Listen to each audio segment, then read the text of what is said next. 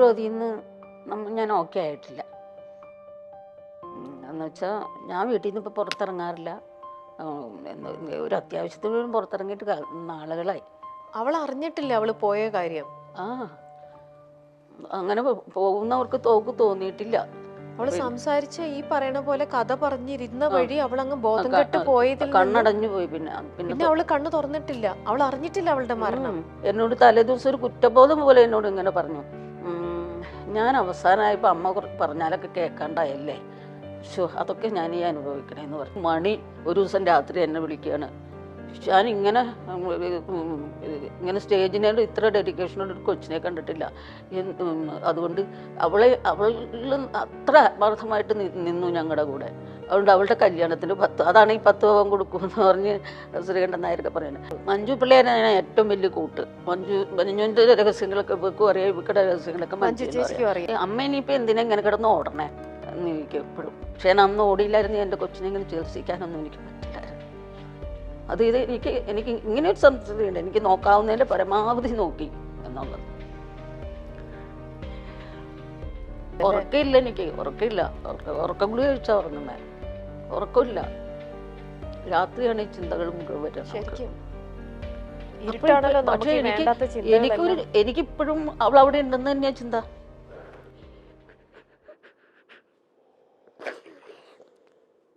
ഹാർവിയോറ, the exclusive collection of adenium plants. ഇനി നിങ്ങളുടെ വീടിന്റെ അകത്തളങ്ങളിൽ ഹാർവിയോറ അഡീനിയം പ്ലാന്റ്സ് പുഷ്പിച്ചു നിൽക്കും. വെബ്സൈറ്റ് വഴി ഓർഡർ ചെയ്ത് കഴിഞ്ഞാൽ ഇന്ത്യയിൽ എവിടെയും ഫ്രഷ് ആയി ഞങ്ങൾ അഡീനിയം പ്ലാന്റ് നിങ്ങളുടെ വീട്ടിൽ എത്തിച്ചു തരും. കൂടുതൽ വിവരങ്ങൾക്കായി ഹാർവിയോറ വെബ്സൈറ്റ് സന്ദർശിക്കുക. നമസ്കാരം. മൈൽ സ്റ്റോൺ മേക്കേഴ്സിന്റെ എല്ലാ പ്രേക്ഷകർക്കും ബി വിത്ത് രമ്യയുടെ ഇന്നത്തെ എപ്പിസോഡിലേക്ക് സ്വാഗതം. ഓരോ പ്രാവശ്യത്തെയും ബി വിത്ത് രമ്യ തുടങ്ങുമ്പോൾ എന്നും എൻ്റെ മുഖത്ത് നല്ലൊരു ചിരിയാണ്. ഒരുപാട് ചിരിച്ച് സന്തോഷത്തോടെയാണ് എൻ്റെ കൂടെ ഇരിക്കുന്ന ഗസ്റ്റിൻ്റെ വിശേഷങ്ങൾ ഞാൻ ചോദിക്കാറുള്ളതും നമ്മൾ ഷെയർ ചെയ്യാറുള്ളതും നമ്മൾ സംസാരിക്കാറുള്ളതെല്ലാം.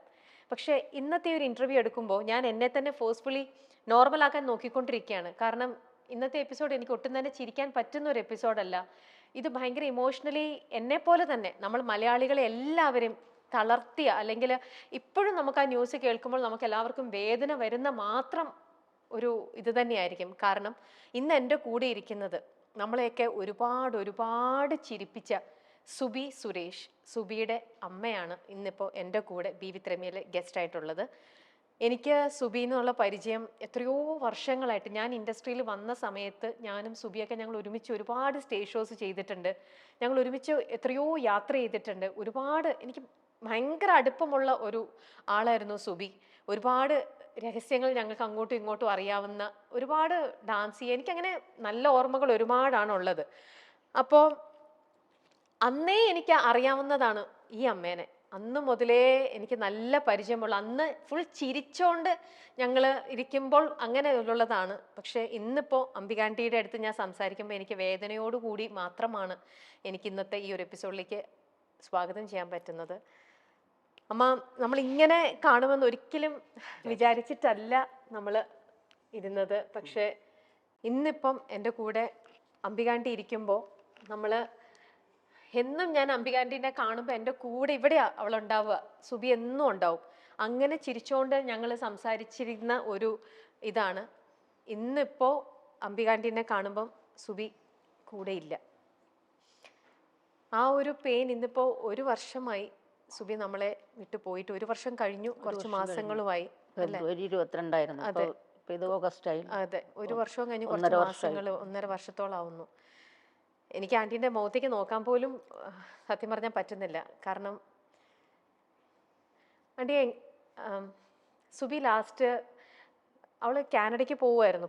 നമ്മൾ മൈൽ സ്റ്റോണിൽ നിന്ന് അവളുടെ അടുത്ത് ഒരു ഇന്റർവ്യൂവിന് വിളിച്ചിരുന്നു. ആന്റിക്ക് ആ കഥ അറിയാവോന്ന് എനിക്കറിയില്ല.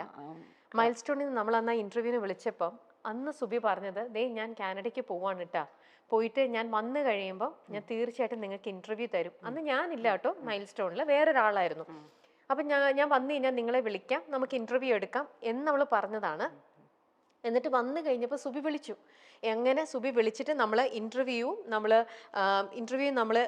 ഫിക്സ് ചെയ്തു. അതൊരു ഞായറാഴ്ചയായിരുന്നു അവൾ ഇന്റർവ്യൂ ഫിക്സ് ചെയ്തത്.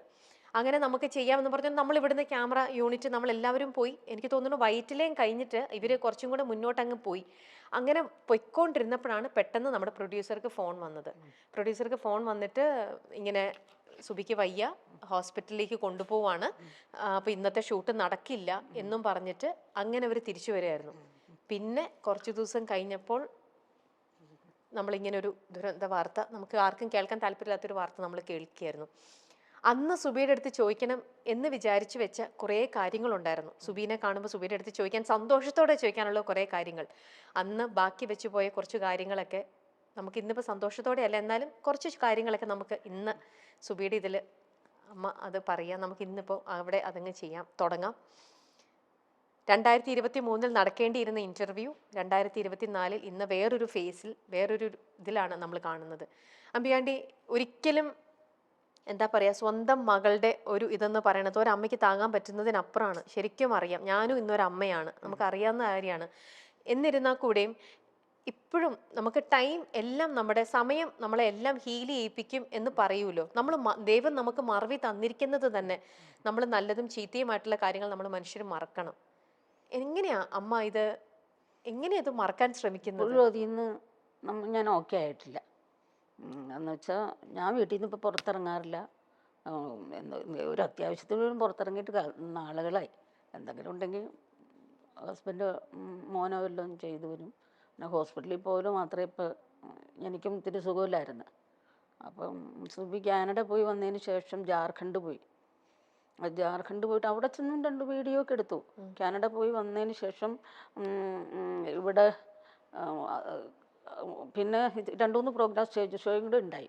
അത് കഴിഞ്ഞ് ജാർഖണ്ഡ് പോയി കഴിഞ്ഞു. ജാർഖണ്ഡിന് പോണതിന് മുമ്പ് ഞാൻ ഹോസ്പിറ്റലിലൊന്ന് അഡ്മിറ്റായിരുന്നു. എനിക്ക് ഇത്തിരി വയറിന് പ്രോബ്ലം ഉണ്ട്. അപ്പോൾ അതുകൊണ്ട് അഡ്മിറ്റായിരുന്നു. അപ്പോൾ അവിടെ വന്നു, കാനഡയിൽ നിന്ന് വന്നിട്ട് എൻ്റെ അടുത്തേക്ക് വന്നപ്പോൾ ഞാൻ ചോദിച്ചു, നിൻ്റെ കണ്ണിനൊരു മഞ്ഞ കളർ തോന്നണുണ്ടല്ലോ, അത് ഒന്ന് ഹൈടെക്കിൽ പോയി ഒന്ന് ടെസ്റ്റ് ചെയ്തിട്ട് റിസൾട്ട് എനിക്ക് അയക്കും. സുബിയുടെ കാര്യം അറിയാലോ, സുബിക്ക് ഒരു കാര്യം സ്വന്തമായിട്ട് ചെയ്യാൻ, ഇതിപ്പോൾ ഹൈടെക്കിലെ റിസൾട്ട് കിട്ടിയാലും സുബിക്ക് അതൊന്നും ഇതിനെ കുറിച്ചൊരു ബോധ്യമില്ല. അപ്പോൾ ഈ ക്യാമറയിൽ കാണുമ്പോഴും മൈക്ക് കാണുമ്പോഴും ആള് ആക്റ്റീവാണ്, അല്ലാത്തപ്പോൾ ഒന്നും ഒരു കാര്യങ്ങളും അറിയില്ല. അപ്പോൾ ഞാൻ പറഞ്ഞു, എനിക്കതിനകത്തൊന്ന് മെസ്സേജ് ചെയ്യാൻ പറഞ്ഞാൽ മതി ഹൈടെക്കിൽ എന്ന് പറയാം. അപ്പോൾ ഞാൻ നോക്കുമ്പോൾ 4.8 10 ബിൽ രൂപയാണ്. അപ്പം ഞാൻ പറഞ്ഞു ജാർഖണ്ഡ് പോകണ്ട എന്ന് പറഞ്ഞു. അപ്പോൾ രാഹുൽ കൂടെയുണ്ട്. അപ്പോൾ ജാർഖണ്ഡ് പോകണ്ടെന്ന് പറഞ്ഞു. അപ്പോൾ അവനും പറഞ്ഞു വന്നില്ല എന്ന് വിചാരിച്ചു, കുഴപ്പമില്ല. അപ്പോൾ അവൻ പറഞ്ഞു, അപ്പോൾ ഇവള് പറഞ്ഞു ജാസി ഗിഫ്റ്റും ഇവളുമാണ് മെയിൻ നിൽക്കണത്. അപ്പോൾ ഞാൻ ചെന്നില്ലെങ്കിൽ പ്രോബ്ലം ആവും. അവരോട് ഇതൊന്നും പറഞ്ഞിട്ട് കാര്യമില്ല, നമ്മൾ സ്റ്റേജ് ഷോ ഒരാളുടെ കാര്യം അറിയാമല്ലോ, രമ്യയോട് പ്രത്യേകം പറയണ്ട. അപ്പോൾ അതുകൊണ്ട് പോകാതെ പറ്റില്ല എന്ന് പറഞ്ഞ് പോയി. അപ്പോൾ അവിടെ അടുത്തൊരു ഡോക്ടറെ ചെന്ന് കണ്ടു. എന്നാൽ ഡോക്ടർ എന്ത് പറയണം, 2.1 വരാവൂ, പോകണ്ടെന്ന് പറയണ്ട. അതിന് സുബി ഭയങ്കര എനർജറ്റിക് അല്ലേ, പോയിട്ട് വരുമെന്ന് പറഞ്ഞു. അത് തിരിച്ചു വന്നത് ഫ്ലൈറ്റിലൊക്കെ അവസ്ഥയാണ്. അപ്പം 2 പ്രാവശ്യം കോവിഡ് വന്നു. ഇപ്പം 2ാമത്തെ കോവിഡ് വന്നപ്പോൾ ശ്വാസം മുട്ടുണ്ട് ഇപ്പോഴും. ആദ്യത്തെ കോവിഡിന് കഴിഞ്ഞ് ഇപ്പോൾ കുഴപ്പമുണ്ടായില്ല. 2ാമത്തെ കോവിഡ് വന്നപ്പോൾ ഇന്നും സുഖമില്ല, ശ്വാസം മുട്ടാണ് ഇപ്പോഴും. അപ്പോൾ അതിന് വേണ്ടി അവളെ ഹോസ്പിറ്റലിൽ കിടത്തിയിട്ടുമുണ്ട്. അപ്പോൾ ഹോസ്പിറ്റലിൽ കിടത്തി ഞങ്ങൾ ഡിസ്ചാർജായി പോന്നപ്പോൾ ഒരു 7,000 രൂപയുടെ മരുന്ന് കൊണ്ടുവന്നു. എൻ്റെ മോള് പോയി കഴിഞ്ഞേച്ച് ആ റൂമിലേക്ക് ഞാൻ കയറാറില്ല. കുറേ ദിവസം കഴിഞ്ഞ് ചെന്നപ്പോൾ ആ മരുന്നിൻ്റെ സ്ലാപ്ലർ പൊട്ടിച്ചിട്ടില്ല. അപ്പം ഞാൻ ട്രിവാൻഡ്രത്ത് ഇവിടെ ഷൂട്ടിന് പോയേക്കുക. അപ്പം ഞാൻ വിളിച്ച് ചോദിക്കും, ഒരേ ടൈമിൽ വിളിച്ച് ചോദിക്കും, ഇന്ന് മരുന്ന് കഴിച്ചോ? ഇതേ ബ്രേക്ക്ഫാസ്റ്റ് കഴിക്കാൻ പോണു, വന്നിട്ട് കഴിക്കും എന്ന് പറയും. പക്ഷെ അതൊന്നും കഴിച്ചില്ല, മരുന്നൊന്നും കഴിച്ചില്ല, ആഹാരവും കഴിക്കില്ല, ആഹാരവും വേണ്ടാണ്ടായി. പിന്നെ ഞങ്ങൾ വന്നപ്പോഴത്തേക്കും, ജാർഖണ്ഡിൽ നിന്ന് വന്നപ്പോഴത്തേക്കും എന്നോട് അവർ സാജൻ പള്ളുരുത്തിയും ജാസി ഒക്കെ ഉണ്ടായിരുന്നു, രാഹുലും ഉണ്ടായി. ഇപ്പോൾ അവരെന്നോട് വിളിച്ച് പറഞ്ഞു ഭയങ്കര ശ്വാസം മുട്ടാണ്, പുള്ളിക്കാരത്ത് ചൂണ്ടിക്കാണിക്കുന്നുണ്ട്, പറയാൻ പറ്റണില്ല, സ്പ്രേ ഉണ്ട് എന്ന്.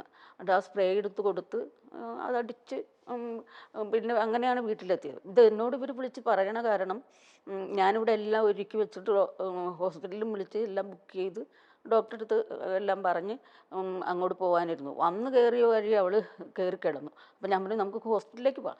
ഇല്ല അമ്മേ, അത് അവർ കൊണ്ടുപോയി കാഷ്വാലിറ്റി കിടത്തും, നല്ല ഡോക്ടേഴ്സൊന്നും ഉണ്ടാവില്ല, അത് തന്നെയല്ല ഇപ്പോൾ എനിക്ക് അമ്മയെ കാണാൻ പറ്റില്ല, റൂമാണെങ്കിൽ എനിക്ക് അമ്മയെ കാണാനില്ല എന്ന് പറഞ്ഞു. അങ്ങനെ അപ്പോൾ പോയില്ല. കാലത്തെ എന്നിട്ടും മഞ്ഞുമ്മൽ ഒരു സ്കൂളിൽ ഒരു ഇനാഗ്രേഷൻ ഏറ്റേക്കുമായിരുന്നു.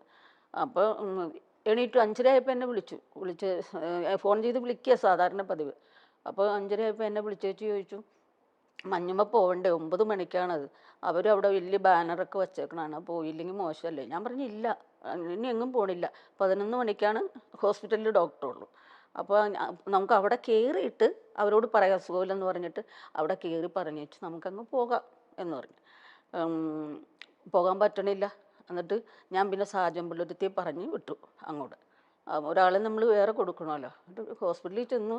അവർ ഇത് വീൽ ചെയറായിട്ടൊക്കെ വന്നു. അപ്പോൾ അവർ പറഞ്ഞു എനിക്ക് വീൽ ചെയറൊന്നും വേണ്ട, ഞാൻ നടന്നു വന്നോളാമെന്ന് പറഞ്ഞ് ലിഫ്റ്റിൽ കയറി നടന്ന് റൂമൊക്കെ ബുക്ക് ചെയ്തിട്ടുണ്ടായി. റൂമിലേക്ക് ചെന്നു, കയറി വീണ്ടും ശ്വാസം മുട്ട് തുടങ്ങി. അപ്പോഴത്തേക്കും നമ്മൾ ഡോക്ടർമാരും കുറേ നേഴ്സുമാരും ഒക്കെ ഓടി വന്ന് ഓക്സിജൻ സിലിണ്ടറൊക്കെ കൊണ്ടുവന്ന് വെച്ച് ICUവിലേക്ക് വിടായി. ആ ICUവിൽ പോയത് 25 ദിവസം ICU കിടന്നു. പിന്നെ ഒരേ ദിവസം കൂടുതൽ പിന്നെ അനക്കണമൊന്നുമില്ല. അപ്പോൾ ഈ ദേഷ്യം ഒന്നാമത്തെ അങ്ങോട്ട് കാലൊക്കെ വന്ന് വീർത്തു. അവർ ഒരേ ദിവസം പറയണത് ഇന്ന് 10ആയി, 25ആയി, ഇന്ന്. അപ്പോൾ അവർക്കറിയാൻ രക്ഷയില്ലാന്ന്. അവരതൊന്നും പറഞ്ഞില്ല. മാക്സിമം അവിടെ ഇട്ട് ചെയ്യാവുന്ന ഡയാലിസിസ്. അത് കഴിഞ്ഞപ്പോഴത്തേക്ക് അവർ പറഞ്ഞ് ഇത് കിഡ്നിയെ പിടിച്ചിട്ടുണ്ടെന്ന് പറഞ്ഞു. ഡയാലിസിസ് തുടങ്ങി.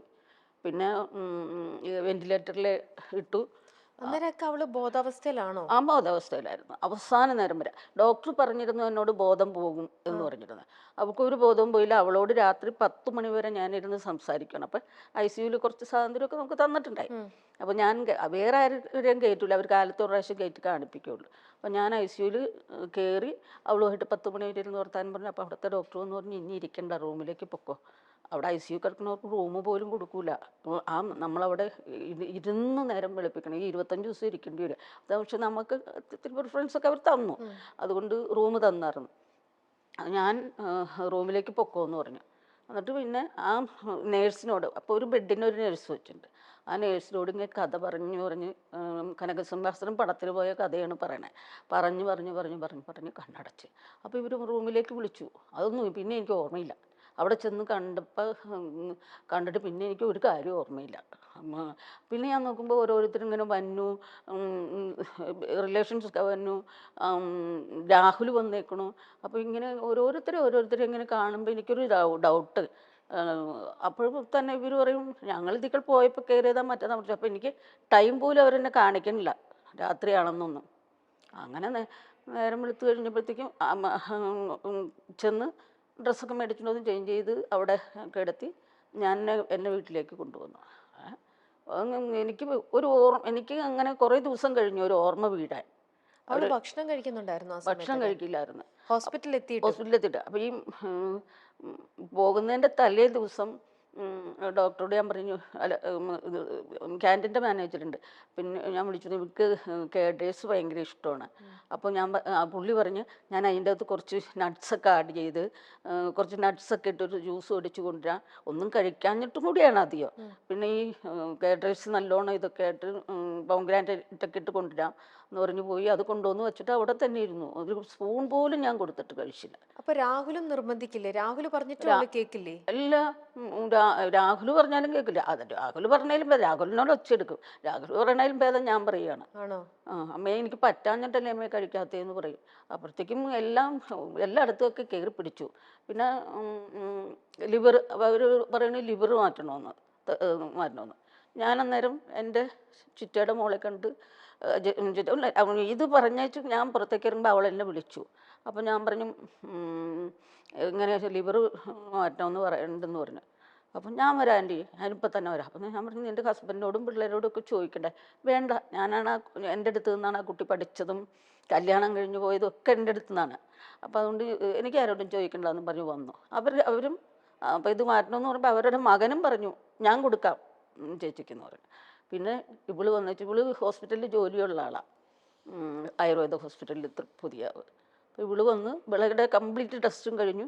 ഞങ്ങൾക്ക് നാളെയോ മറ്റന്നാളോ ചെയ്യാമെന്നുള്ള രീതിയിലേക്ക് വരുമ്പോൾ വന്നപ്പോഴും ഈ ശ്വാസം മുട്ടാണ് പ്രശ്നമായത്. അതുകൊണ്ട് അവർക്ക് ചെയ്യാൻ പേടി. അപ്പോൾ ഞാൻ വീട്ടിലേക്ക് ക്യാഷും വേണമല്ലോ. അപ്പം വീട്ടിലേക്ക് ഒരാളോട് ക്യാഷ് എടുത്ത് വെച്ചേക്കാൻ പറഞ്ഞ് അത് മേടിച്ചുകൊണ്ട് ഞാൻ, അപ്പോൾ മോനും മരുമോളും കൂടി റൂമിൽ നിന്നു. അപ്പം ഞാനത് മേടിച്ചുകൊണ്ട് വീട്ടിൽ നിന്ന് ഇറങ്ങിയപ്പോൾ തന്നെ ഹോസ്പിറ്റലിൽ നിന്ന് വിളി വന്നു, ഇവിടെ ഞങ്ങൾ ഒന്ന് വേഗം വരണം എന്ന് പറഞ്ഞോണ്ട്. അപ്പം 4:30 ഞാൻ പറയും 4 മണിക്ക്. അപ്പം ഞാൻ പറഞ്ഞു 4:30 ആവും അവിടെ എത്തുമ്പോഴത്തേക്കെന്ന് പറയും. 4:30 ഞാൻ ചെന്നപ്പോഴത്തേക്കും ഡോക്ടേഴ്സ് എല്ലാം കൂടിയിരിപ്പുണ്ട്. അവരെന്നോട് പറഞ്ഞു ഇപ്പം ചെയ്യാൻ പറ്റില്ല. അപ്പോൾ അവളുടെ ടെസ്റ്റിംഗ് എല്ലാം കഴിഞ്ഞ് പേപ്പേഴ്സ്, അതായത് 101 പേപ്പർ വെച്ചിട്ട് 7 ഫയൽ വേണം. 107 ഫയലാണെന്ന് എനിക്ക് തോന്നുന്നു. പല ഇങ്ങനെ MLA MP അങ്ങനെ ഒത്തിരി പേര്, സുരേഷ് ഗോപിയൊക്കെ വിളിച്ചു പറഞ്ഞു ഇവിടെ ജോർജിൻ്റെ മകൻ്റെ പേര് ഹൈബീഡൻ ഡൽഹിയിൽ നിന്ന് വന്നു, ഒപ്പിട്ട് കൊടുത്തു. ഒരു ദിവസം കൊണ്ട് ഞങ്ങൾ പേപ്പറെല്ലാം ശരിയാക്കി. രാത്രി മുഴുവൻ രാഹുലും മോനും കൂടി കിടന്ന് ഓടി പേപ്പേഴ്സ് എല്ലാം റെഡിയാക്കി. 7 ഫയലും റെഡിയാക്കി. 7 ഫയലിൽ ഒരെണ്ണം നമ്മുടെ കയ്യിൽ വെച്ചിട്ട് ബാക്കി അവിടെ ഹോസ്പിറ്റലിൽ കൊടുക്കണം. അപ്പോൾ ഒത്തിരി നമ്മുടെ ഇവിടെയുള്ള MLA DGP അവരൊക്കെ ഈ സുബിയുടെ ഫോട്ടോ കാണുമ്പോൾ തന്നെ അവർക്ക് അറിയാലോ. പിന്നെ സുരേഷ് ഗോപിയൊക്കെ വിളിച്ച് പറഞ്ഞിട്ടുണ്ടായി. അങ്ങനെ ചെയ്യാനുള്ളതെല്ലാം റെഡിയാക്കി. അപ്പോഴും ഇവർക്ക് ചെയ്യാൻ ധൈര്യമില്ല. കാരണം ഈ ശ്വാസം മുട്ട് നിൽക്കണേ കൊണ്ട് വല്ല ഓപ്പറേഷൻ ടേബിളിൽ വല്ലതും സംഭവിച്ചാലോ. അതുകൊണ്ട് കുറച്ച് ആദ്യം മാറട്ടെ എന്നിട്ട് ചെയ്യാമെന്ന് പറഞ്ഞു.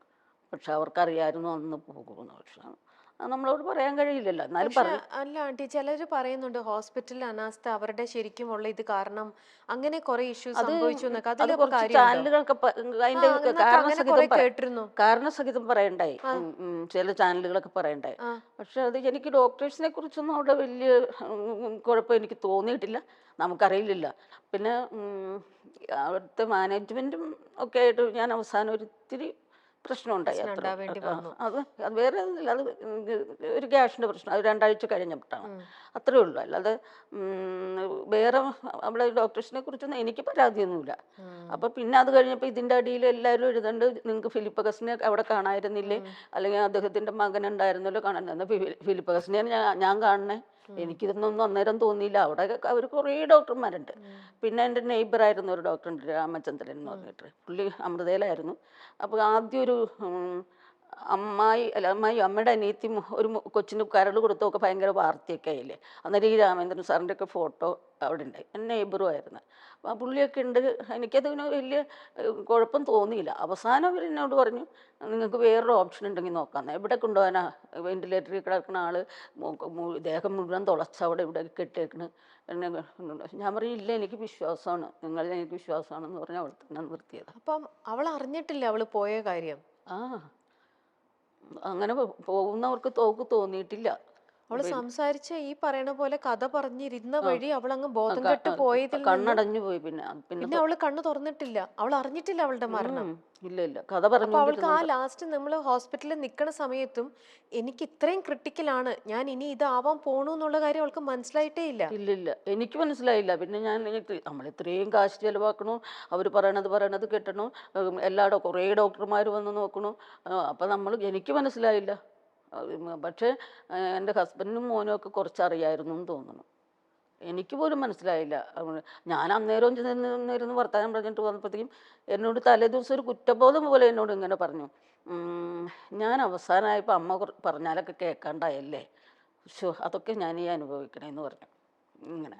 അപ്പോൾ ഞാൻ പറഞ്ഞു ഇല്ല മോനെ, അതൊക്കെ ഒരു സാധാരണ വീട്ടിലുള്ളതല്ലേ, ഭക്ഷണം കഴിക്കണേനാണ് ഈ പ്രശ്നം ഉണ്ടാക്കുന്നത് മുഴുവൻ, അല്ലാതെ സാധാരണ വീടുകളിലുള്ളതല്ലേ, മോനൊന്നും നമ്മോട് ചെയ്തിട്ടില്ല.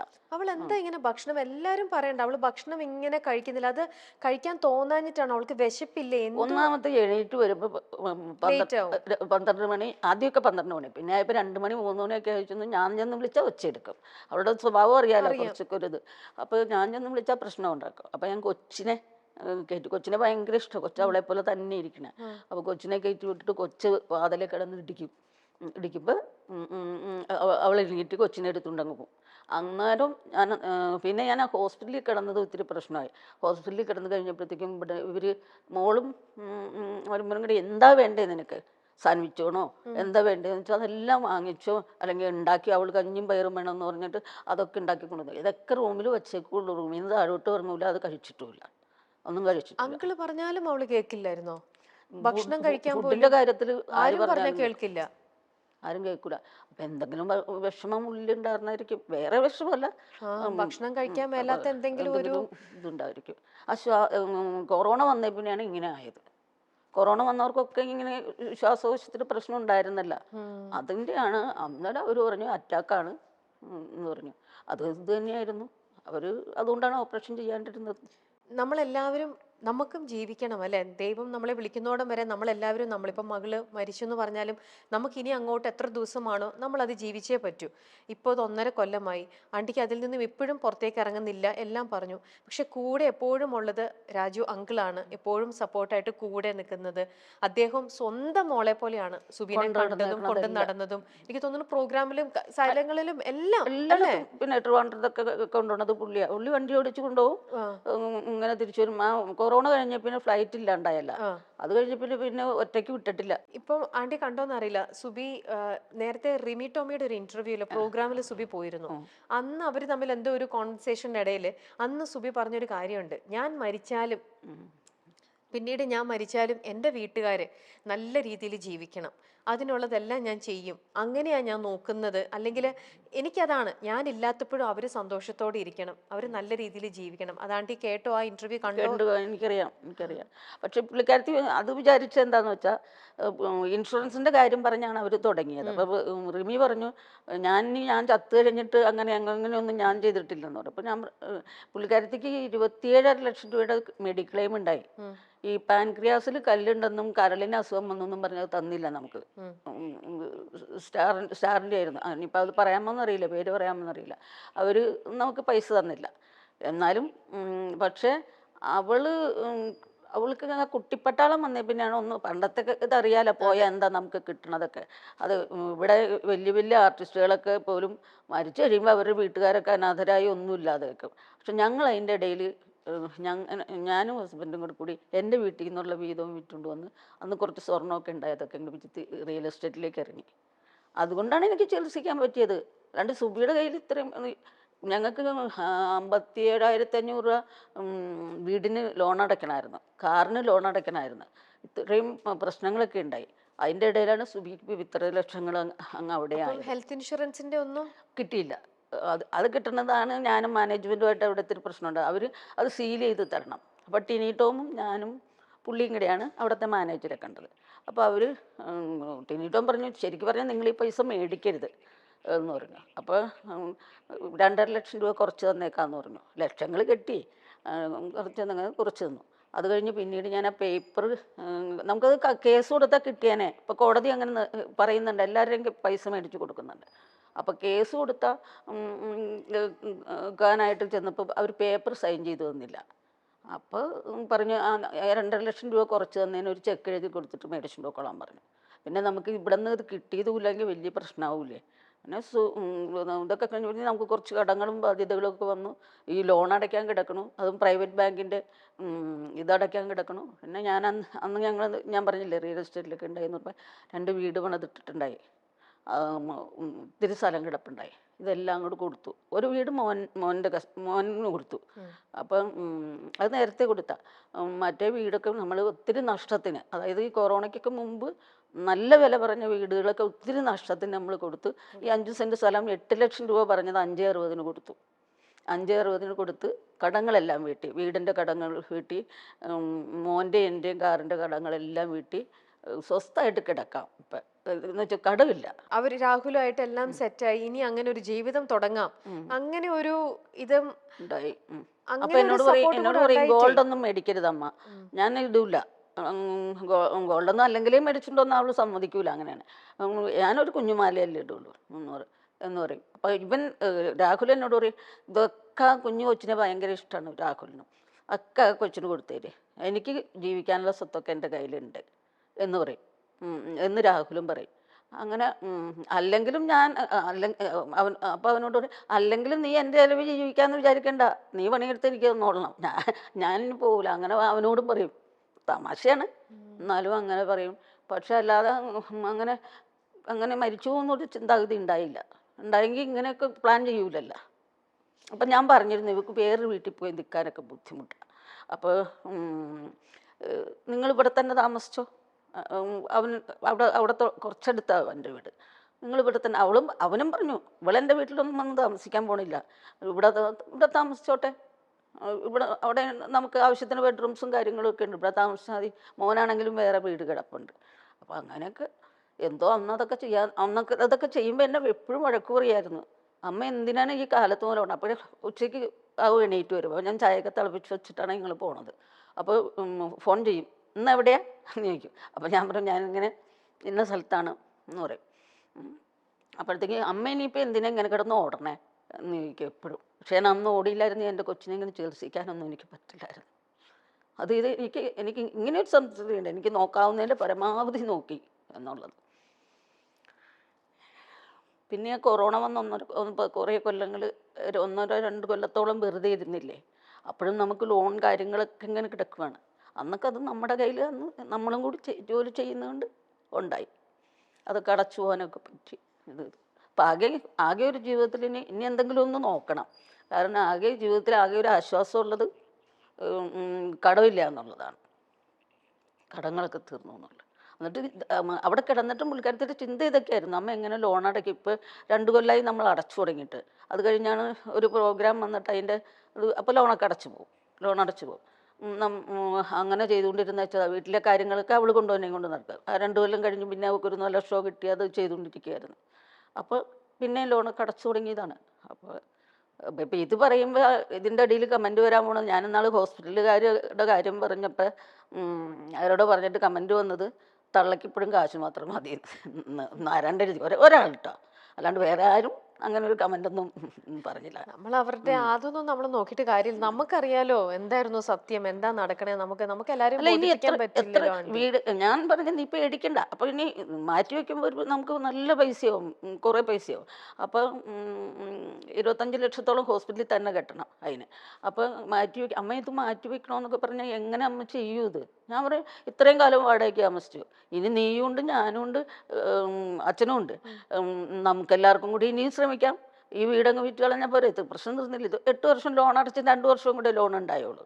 അത് വിൽക്കാൻ നീ പേടിക്കേണ്ട, നീ കാശിനെ കുറിച്ചൊന്നും ഇവിടെ കിടന്ന് ചിന്തിക്കുകയേ ചെയ്യരുതെന്ന് പറയും. അവൾക്ക് അതൊക്കെയായിരുന്നു ചിന്താഗതി. അവൾ എപ്പോഴും ആ ഒരു കാര്യത്തിൽ ഇങ്ങനെ ടെൻഷനായിരുന്നു അല്ലേ സുബിക്ക്? എപ്പോഴും അത് ഇങ്ങനെ വല്ലാണ്ട് സുബിനെ എത്രത്തോളം സ്നേഹം സൈഡിൽ നിന്ന് കിട്ടിയാലും നിങ്ങളൊന്നും സെക്യൂർഡ് അല്ലല്ലോ, നമ്മൾ സെക്യൂർഡ് അല്ലല്ലോ, നമുക്ക് ഇനിയും കുറച്ച് കാര്യങ്ങൾ ചെയ്യാനുണ്ട്, ഇങ്ങനത്തെ ഒരു വറി എപ്പോഴും. അത് ഞങ്ങൾക്ക് വീടൊക്കെ ഉണ്ടായതാ. ഞാനിങ്ങനെ ചെറുപ്പം മുതലേ ഇതുങ്ങളൊക്കെ പഠിക്കുമ്പോൾ മുതലേ ഞാനിങ്ങനെ എന്തെങ്കിലും ജോലി ചെയ്യും, എന്തെങ്കിലുമൊക്കെ ചെയ്യും ഞാൻ. അങ്ങനെ ചെന്ന് പൈസയൊക്കെ ഉണ്ടാക്കി നമുക്കൊരു വീടൊക്കെ വെച്ച് നല്ല രീതിയിലായതായിരുന്നു. പിന്നെ പുള്ളി അങ്ങനത്തെ ഒരു മൈൻഡുള്ള ഒരാളല്ല. പുള്ളിയുടെ ഒരു റൂട്ടിൽ അങ്ങോട്ട് നടക്കുകയായിരുന്നു. ഇപ്പോൾ ആ വീടൊക്കെ വിറ്റ് കളയേണ്ടി വന്നു. ലാസ്റ്റ് പുള്ളിയുടെ തന്നെ കടം കയറ്റി വയ്ക്കും, കുറേ പ്രശ്നങ്ങളുണ്ടാക്കും. അപ്പോൾ അന്നൊക്കെ വീട് വെച്ചു. അപ്പോൾ പിന്നെ എത്രയോ വർഷങ്ങളാണ് വാടകയ്ക്ക് താമസിച്ചത്. ഒരു വീടുണ്ടായപ്പോൾ തന്നെ അവൾക്ക് ആശ്വാസം. അപ്പോഴും ഞാൻ ഹോസ്പിറ്റലിൽ കിടന്നു തുടങ്ങി, ഇനി 2 വർഷത്തോടെ അടച്ചാൽ പോരെ, അത് വേണമെങ്കിൽ ആ വീടങ്ങ് വിറ്റേച്ച് അടച്ചു തീർത്തോളാം, നീ പേടിക്കൊന്നും വേണ്ട എന്ന് വേറെ ഒരു വീട് കിടക്കണത്. അങ്ങനെ അടച്ചു തീർത്തോളാം, നീ എന്തിനാ പേടിക്കണേ? നീ കാശിനെ കുറിച്ചല്ല ഇവിടെ കിടന്ന് ചിന്തിക്കണേ, നീ മനസ്സിന് ബലം കൊടുക്കുക. ഞാനിവിടെ നിന്ന് എണീറ്റ് പോകുമ്പോൾ പണ്ടത്തെ പോലെ തന്നെ പ്രോഗ്രാം ചെയ്യും ഞാൻ. ഇനി അങ്ങനെ ചിന്തിക്കണം. ഇതിനിടയിലുള്ളതാണ് വേറെ ഒന്നെന്ന് പറയുന്ന മണിച്ചേട്ടൻ്റെ ഒന്നാണ്. നമ്മളുമായിട്ട് വളരെയധികം അടുപ്പമുള്ളതാണ്. സുബിയായിട്ടും മണിച്ചേട്ടന് ഭയങ്കര അടുപ്പാണ്. അതിന്റെ തലേ ഓണത്തിന് സുബിയാണ് പോയി ഇന്റർവ്യൂ ചെയ്തത് പാടിയിൽ വെച്ചിട്ട്. പിന്നെ അതാണ് ലാസ്റ്റ് സുബി മണിയായിട്ട് ചെയ്തത്. മാത്രല്ല മണിച്ചേട്ടനായിട്ട് എനിക്കും നന്നായിട്ട് പരിചയമുണ്ട്. അപ്പൊ മണിച്ചേട്ടനും നമ്മളുടെ ഇടയിൽ ഇങ്ങനെ നമ്മൾ കോമൺ ആയിട്ട് ഇരുന്ന് സംസാരിക്കുമ്പോൾ മണിച്ചേട്ടനൊക്കെ എപ്പോഴും ഇവളുടെ കല്യാണം, നമ്മളെല്ലാരും അതെ സുബിയെ കല്യാണം കഴിച്ച് കാണണം എന്ന് ഭയങ്കരമായിട്ടും മണിച്ചേട്ടനും ആഗ്രഹിച്ചിരുന്ന ഒരു കാര്യമാണ്. ജനുവരി 1 പുള്ളിയുടെ ബർത്ത്ഡേ. അപ്പോൾ നമ്മൾ 31 എന്താണെങ്കിലും എവിടെയെങ്കിലും നമുക്ക് പ്രോഗ്രാം ഉണ്ടാവും. അപ്പോൾ 2 കൊല്ലം ജനുവരി 1 പുള്ളിയുടെ ബർത്ത്ഡേക്ക് ഞങ്ങൾ പോയി.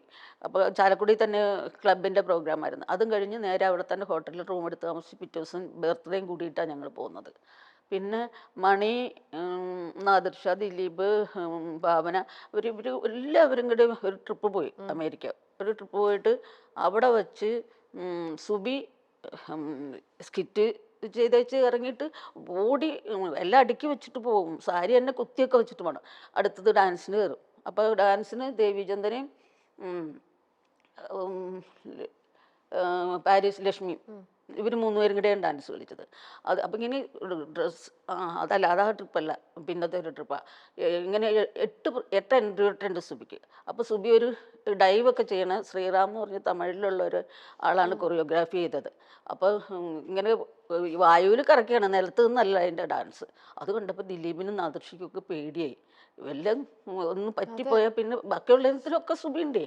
അപ്പം ഇവളുടെ ഈ ആ സ്റ്റേജിനുള്ള ഡെഡിക്കേഷനൊക്കെ കണ്ടപ്പോഴത്തേക്കും മണി ഒരു ദിവസം രാത്രി എന്നെ വിളിക്കുകയാണ്, ഞാൻ ഇങ്ങനെ സ്റ്റേജിനോട് ഇത്ര ഡെഡിക്കേഷനോട് ഒരു കൊച്ചിനെ കണ്ടിട്ടില്ല. അതുകൊണ്ട് അവളിൽ അത്ര ആത്മാർത്ഥമായിട്ട് നിന്നു ഞങ്ങളുടെ കൂടെ. അതുകൊണ്ട് അവളുടെ കല്യാണത്തിന് അതാണ് ഈ 10 പവൻ കൊടുക്കുമെന്ന് പറഞ്ഞ് ശ്രീകണ്ഠൻ നായരൊക്കെ പറയുന്നത്. 10 പവൻ കൊടുക്കുമെന്ന് പറഞ്ഞു. അത് കഴിഞ്ഞ് ഞങ്ങൾ എയർപോർട്ടിൽ വന്നിറങ്ങിയപ്പോഴും എന്നോട് പറഞ്ഞു, ഇവളെ വേഗം കല്യാണം കഴിപ്പിക്കണം, ഇവക്ക് 10 പവൻ തരുമെന്ന് ഞാൻ അന്ന് കള്ളു കുടിച്ചിട്ട് പറഞ്ഞൊന്നും അല്ല, ഞാൻ തന്നിരിക്കും.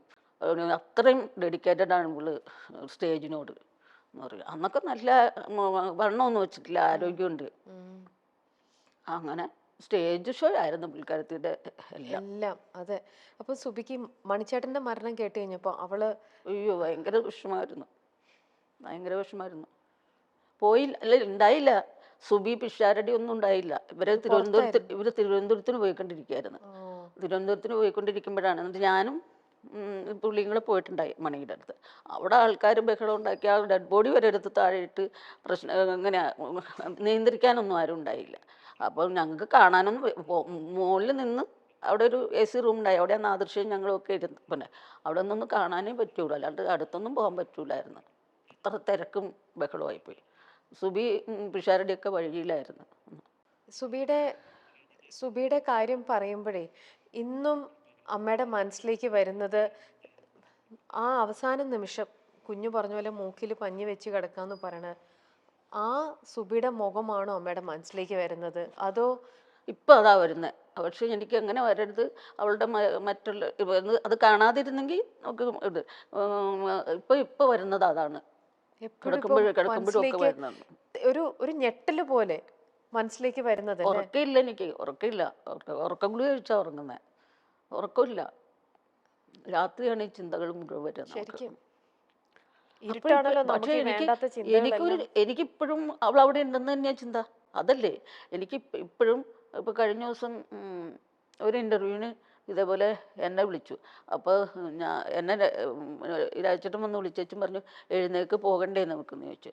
അപ്പം ഞാൻ പറഞ്ഞു, അപ്പം എൻ്റെ മനസ്സിൽ പറയണത് സുബി അവൾക്കല്ലേ ഒത്തിരി നേരം വേണ്ടത്, അവള് അത്രയാവട്ടെ ആദ്യം എന്നാണ് പറയണത്. അല്ലാതെ അവിടെ ഉണ്ടെന്ന് തന്നെയാണ് ഇപ്പോഴും ഞങ്ങളുടെ ചിന്ത. മോനൊക്കെ ഓക്കെ ആവാൻ കുറേ ദിവസം എടുത്തു. അവനൊരു ഇതുപോലെയായിരുന്നു, എന്താ ഒരു ഭ്രാന്ത് പിടിച്ചൊരവസ്ഥയായിരുന്നു അവന്. പിന്നെ അവനെ സമാധാനിപ്പിക്കാൻ ഞാനില്ലേ ഇതെന്ന് ഓർത്ത് ഞാൻ ഒന്നും കൂടി ധൈര്യം സംഭരിച്ചാണ്. ഇപ്പം കുഴപ്പമില്ല. ഞാൻ കുറച്ച് നാൾക്ക് മുമ്പ് മഞ്ജു ചേച്ചിയുടെ ഇന്റർവ്യൂ ഒരെണ്ണം എടുത്തിരുന്നു. മഞ്ജു ചേച്ചി അന്ന് പറയാ, സുബി മരിക്കുന്നതിന് 2 ആഴ്ച മുന്നേ എൻ്റെ പൊന്നു രമ്യ എന്നെ വിളിച്ചിട്ട്, ചേച്ചി എവിടെയാ, എനിക്ക് ചേച്ചിയോടൊന്ന് സംസാരിക്കണം എന്നും പറഞ്ഞുകൊണ്ട് അവൾ എന്തോ പറയാനുണ്ടായിരുന്നു അവൾക്ക് ചേച്ചിയുടെ അടുത്ത്. അപ്പൊ ചേച്ചി കറക്റ്റ് ഇവളന്ന് തിരുവനന്തപുരത്ത് എത്തിയിരിക്കുമ്പോഴാണ് മഞ്ജു ചേച്ചിനെ വിളിച്ചത്. ചേച്ചി കറക്റ്റ് അന്ന് ഏതോ ഷൂട്ടിന് എറണാകുളത്ത്. അപ്പൊ ചേച്ചി ഇന്നും എന്നോട് അത് പറഞ്ഞ് ചേച്ചി അന്ന് കരയായിരുന്നു. എനിക്കറിയില്ല എന്തായിരുന്നു അവൾക്ക് എന്നോട് പറയാനുണ്ടായിരുന്നിട്ടുണ്ടാവുക. അതുപോലെ തന്നെ ഒരു ജ്യോത്സ്യം പറയുന്ന ഒരാളുണ്ടല്ലോ, ജ്യോത്സ്യത്തില് ഹരിചേട്ടനാണോ? ഹരി പത്തനാപുരത്തിനെ ഈ ICU കിടന്ന് അന്ന് തന്നെ ഫോൺ മേടിച്ച് ഡോക്ടറും ഫോൺ നോക്കാൻ പാടില്ല എന്ന് പറഞ്ഞു. പക്ഷെ ഹരി പത്തനാപുരത്തിൽ വിളിച്ച് പറഞ്ഞു എന്നൊരു ഇന്റർവ്യൂവിൽ പുള്ളി പറയണേ ഞാൻ കേട്ടതാണ്. ഹരി പത്തനാപുരത്തിനെ വിളിച്ചിട്ട് എനിക്ക് ഒരു കാര്യം പറയാനായിട്ട് വിളിക്കാമെന്ന് പറഞ്ഞു വെച്ചതാണ്. പിന്നെ ഹരി ഇങ്ങോട്ട് വിളിച്ചിട്ട് എന്തായിരിക്കും അമ്മ അവള് ഇങ്ങനെ എല്ലാരും അവൾക്ക് അത് ഈ അസുഖമൊക്കെ ആയി കഴിഞ്ഞപ്പോഴത്തേക്കും, അസുഖമൊക്കെ വന്നു കഴിഞ്ഞപ്പോൾ പുള്ളിക്കാരത്തേക്ക് ഇത്തിരി വിശ്വാസങ്ങളൊക്കെ ഉണ്ട്. ഇങ്ങനെ ആരെങ്കിലും ഇതിലൊക്കെ എനിക്ക് അത്ര വിശ്വാസമൊന്നുള്ള ആളല്ല, ദൈവത്തെ അല്ല, മറ്റുള്ള കാര്യങ്ങളൊന്നും എനിക്ക് വിശ്വാസമില്ല. അത് ഹരിപ്പത്തൻ അവർ പറയണ പോലെ ഞാനും പറയണം എല്ലാ കാര്യങ്ങളും. അപ്പം ഹരി അങ്ങനെ ഒരു ഇന്റർവ്യൂവിൽ പറയണ കേട്ടു. പക്ഷെ പുള്ളിയുടെ നമ്പർ എൻ്റെ കയ്യിലുണ്ടായില്ല, അല്ലെങ്കിൽ ഞാനൊന്ന് വിളിച്ചേനെ. ഞാൻ തരാമല്ലോ ഹരിച്ചേട്ടന്റെ നമ്പർ അമ്മയ്ക്ക്, ഞാൻ തരാം, എൻ്റെ കയ്യിലുണ്ട്. പക്ഷെ എനിക്ക് ഇതാണ്, ഇങ്ങനെ നമ്മൾ അടുത്തിരിക്കുന്ന ഇവൾക്ക് എന്തൊക്കെയോ അവളെ ഡിസ്റ്റർബ് ചെയ്യുന്നുണ്ടായിരുന്നോ? എന്തൊക്കെയോ അവൾക്ക് ആരോടൊക്കെയോ പറയാനുണ്ടായിരുന്നു. എന്നത് നിങ്ങളുടെ കൂടെയുള്ള അമ്മയോടും രാഹുലിനോടും പറയാൻ പറ്റാത്ത എന്തെങ്കിലും ആണോ? എന്നോട് പറയും എന്ത് കാര്യം ഉണ്ടെങ്കിലും അതെ, എന്നോട് പക്ഷെ പറയും. അവൾക്ക് ഇങ്ങനെ അവൾക്ക് ആരോടൊക്കെയോ മനസ്സ് തുറക്കണമായിരുന്നു. മഞ്ജു പിള്ളേരാണ് ഏറ്റവും വലിയ കൂട്ട്. മഞ്ജുവിന്റെ രഹസ്യങ്ങളൊക്കെ ഇവർക്കും അറിയാം, ഇവരുടെ രഹസ്യങ്ങളൊക്കെ മഞ്ജു മഞ്ജുവിനും അറിയാം. ചേച്ചിക്കും അറിയാം. അത് എനിക്ക് ഇവരുടെ രണ്ടുപേരുടെ ഇടയിൽ ഞാനും ഉണ്ട്, എനിക്കും അറിയാം. എന്തുണ്ടെങ്കിലും എന്നോട് പറയാതിരിക്കില്ല. അങ്ങനെ മറച്ചു വെക്കണ ഒരു ഇതൊന്നും ഉണ്ടായില്ല. എല്ലാ കാര്യങ്ങളും നമുക്കറിയാം.